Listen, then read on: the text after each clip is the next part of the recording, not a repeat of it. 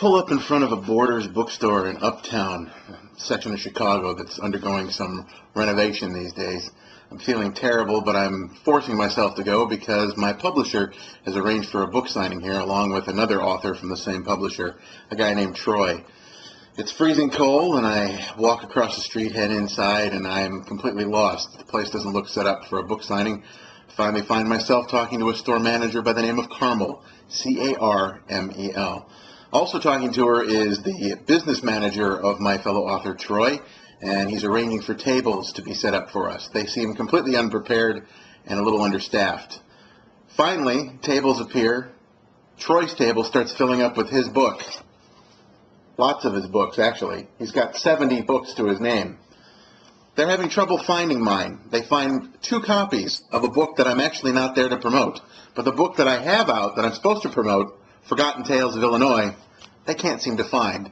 Carmel comes back repeatedly again and again, asking me again for the title of the book and apologizing profusely, saying that their computers show that they have a copy somewhere, but they can't find it.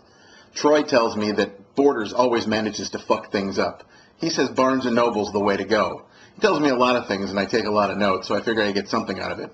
My parents show up to the book signing, so does a friend of mine. My dad looks at my empty table with 2 books that I'm not there to promote and says, not again, remembering a time when it happened previously and earlier in my career with a different book entirely.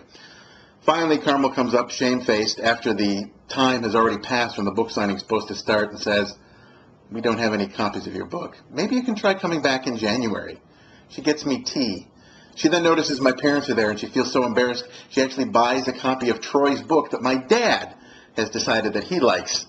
So my dad gets a free copy of Troy's book. I head home and crawl into the blankets and load up on cold medicine to try to get rid of this cold that I have.